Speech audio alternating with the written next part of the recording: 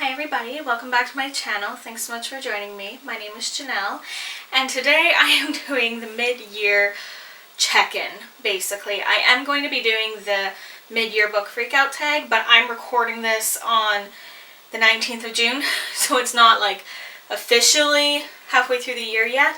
So I don't know if I might finish another book before the halfway point, so I haven't done that tag yet. Now, I'm going to be referring to my phone quite a bit for this.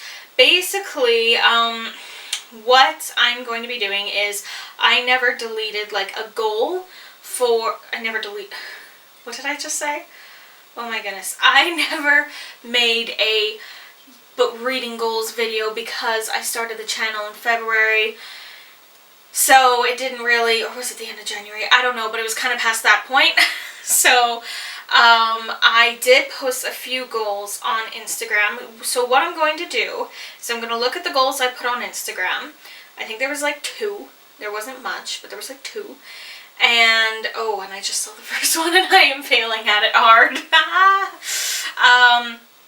And as well as that, I am going to look back at my book hauls I've put up. I've put up 2 big book hauls, a Christmas and a birthday one.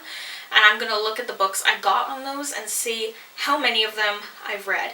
Because I'm having a moment where I'm trying to more actively read the books I get when I get them. Because that's when I'm really excited about them, right? That's when I'm really hyped up.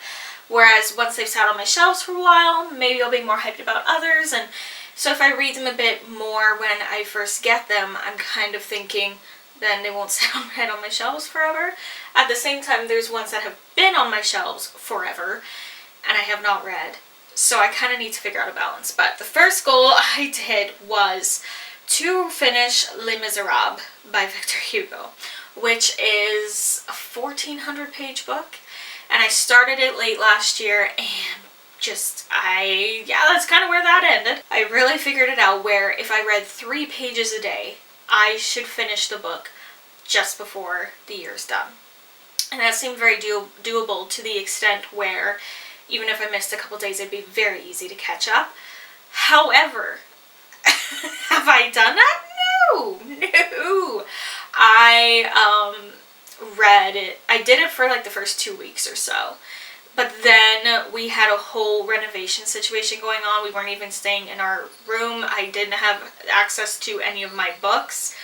So that kind of stopped it cold for the rest of January. And it just never started again. So I would love to finish that book this year. Because I kind of have a feeling if I don't, I never ever will. That is a big nope on that one. The next one that I did, I thought that's what I did. This was my caption. I have this horrible habit of seeing a book I want, getting it, and repeating the cycle before I've had a chance to read what I've got.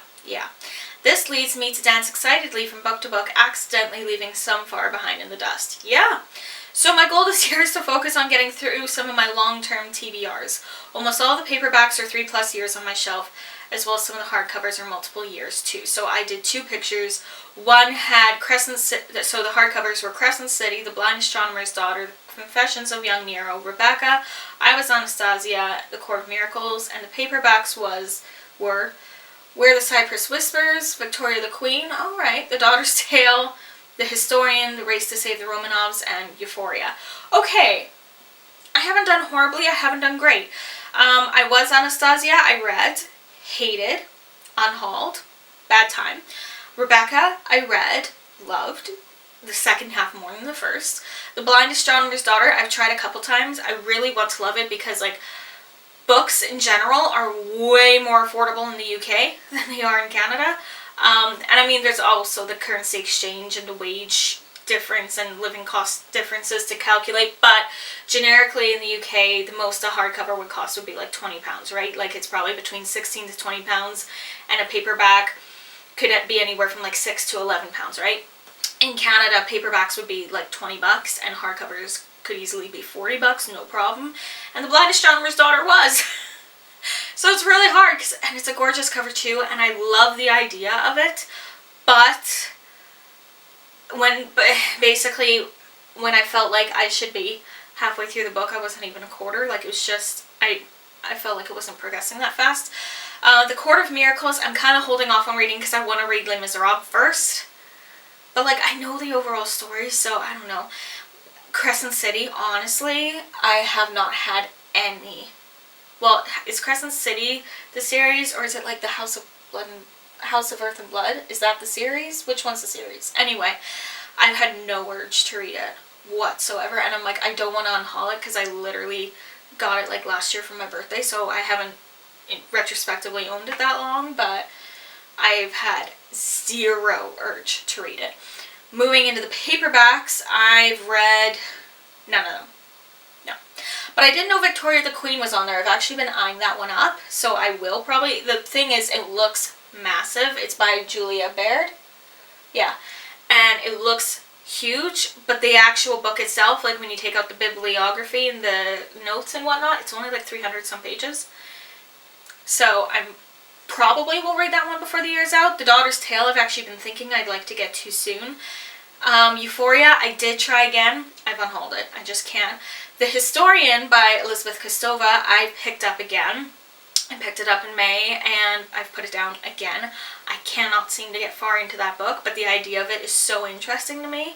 But I may need to unhaul it because I've been trying to read it for 3 years. And When the Cypress Whispers, I hadn't even thought about. So, but like my mom read that book because she brought it with her to me in 2019 and was actually reading it so much that, she didn't finish it. No, she didn't finish it before she was going back to Canada, so I sent it back with her because she was just really loving it. And now I have it again. So that one, you know what, that would probably be a really good summer read. I'll need to kind of keep an eye on that. Okay. Now, what I did was for my hauls, I took screenshots. So in my first haul, I listed like every single book, which took forever to do. So my second haul, I didn't. So I just took screenshots of every book I held up. So let's see. Now, the first chunk are all the Penguin Little Black Classics. I've not read most of those. I think I've only read like one this year. Sandcliffe's Hotel, no. White Nights, no. Letters to a Young Poet, yeah, that was the first one I read this year. Suffragettes, yes, I've read that. To Be Read at Dusk, yes, I read that. But To Be Read at Dusk, I actually read last year. The Fall of Icarus, no. Antigone, no. Sinbad the Sailor, yes. Oh, Street Pieman, no, but I was having trouble with that one. I'll have to try that one again. The Tinderbox, yes. And Trimalchio's Feast, no. So that's not bad. Out of 1, 2, 3, 4, 5, 6, 7, 8, 9, 10, 11, I've read 1, 2, 3, 4, 5. I mean, it's a better ratio than I thought it would be. Sherlock Holmes box set, well, okay, well this was kind of like, because this was my Christmas haul. I had already read A Study in Scarlet and The Sign of the Four, and I started The Adventures of Sherlock Holmes, but The Adventures of Sherlock Holmes gives me such a specific, like, winter, fall, stormy night, sit by the fire with, you know, a drink. So I haven't really been in the vibe to read Sherlock, but I was loving it. The Wind in the Willows, Miles and I are slowly picking our way through that one, so yes, but no. A Thousand Ships, yes, loved it. The Silence of the Girls, Pride and Prejudice, yep. The Tolkien Treasury, Little House box set, can I say yes? Because I read it as a child.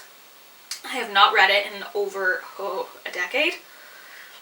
So yes, I've read it, but I haven't read those specific editions, so me.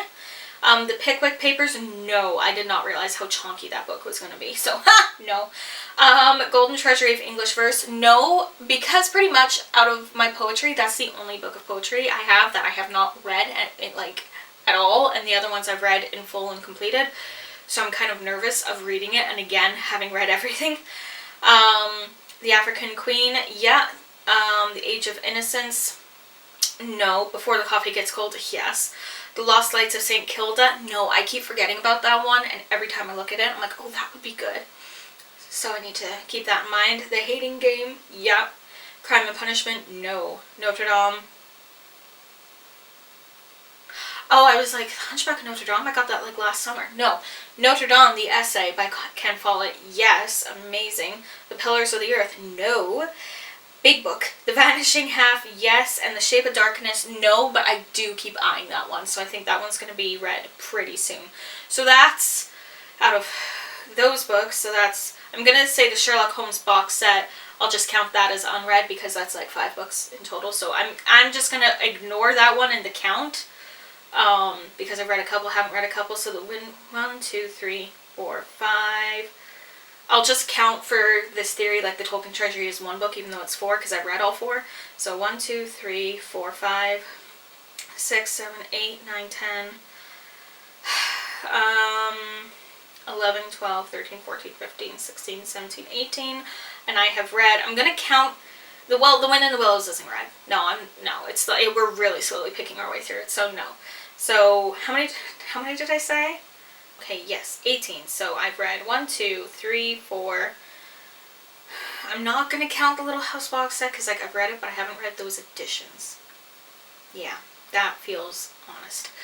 5, 6, 7, 8, 9. 9 out of 18. Half. Okay, those stats are better than I thought they would be. Okay, then looking at birthday, the first one was the Penelopiad. Let's see. The Penelopiad by Margaret Atwood. Yeah, I read that one. Athena's Child. No, I haven't. Because it's a retelling of Medusa, and I've been wanting to read one for so long, so I'm really nervous of reading it because I don't want to be out of the material already. But there are other retellings I've started to see popping up, so maybe I can read that one soon. So that's Penelopiad, read. Athena's Child, no. Sequels: Before the Coffee Gets Cold, Tales from the Cafe, yes. Dickens in London and Dickens in Europe, no. But those ones I don't even know if I really want to count because those ones I feel like I would dip in and out of. Oh, Sleeping on Jupiter, did I get that all the way back in March? No.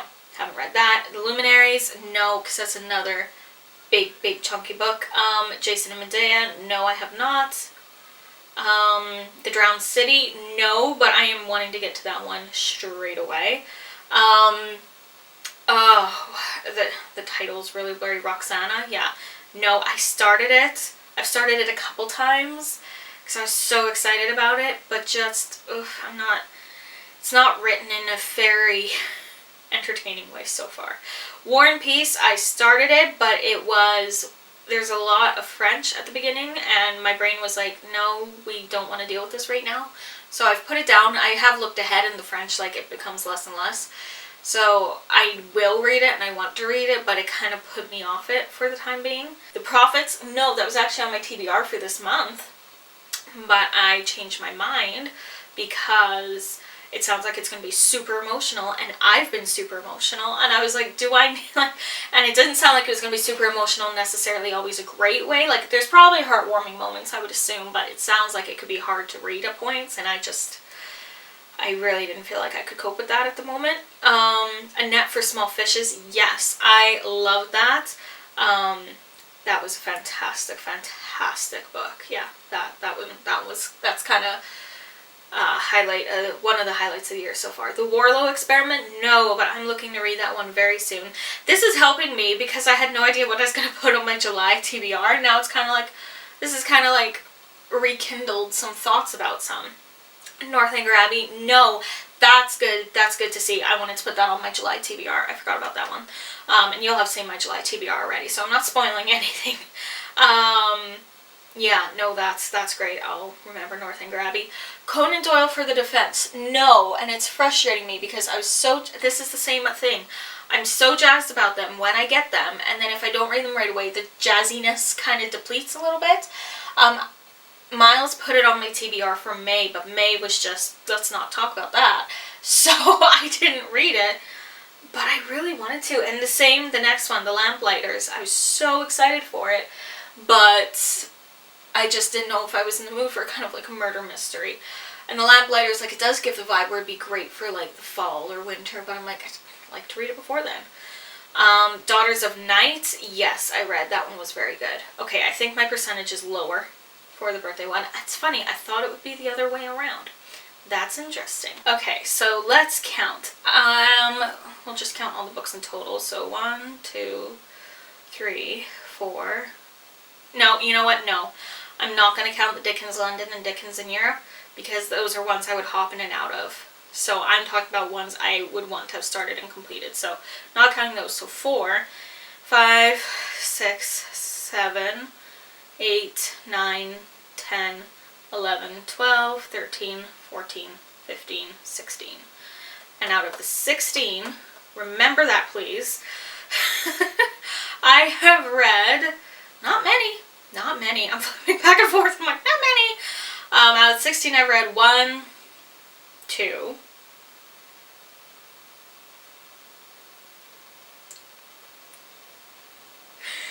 oh no, 3, there we go. 4? Just 4? Yeah, 4. Ooh, that's interesting. For Christmas, most of the books was like I put books on a wish list and like people asked for my wish list for Christmas because all I wanted was books, right? Because books. But for my birthday, it was more the case of, especially with the pandemic and everything, like at that point we were in full lockdown, so it's not like, you know, could go to any shops or anything like that. So it was mainly money to order books was what it turned to that time. And I really thought about every book I ordered. Like, I really debated it. And I read hardly any of it. Whereas the ones that were just on my wish list and people picked whatever they wanted, but maybe some of those things have been on my wish list for months, I read way more. That's so interesting. So out of 45 books, I have read 18. So that means I have 27 books left unread. So that's not half, but I think it's better than I thought it was. And considering how many books have I read so far this year? 30, 31? 33, okay. So what that means then is 18 of the books I've read this year are new ones. Except I think like 1 or 2 of them I read last year, but like, We'll say 18 of the books that I've read this year are ones that I've gotten this year. And the other like 15 are ones that have been older on my shelf. That's interesting, because that's almost half, you know, that's almost split completely down the middle.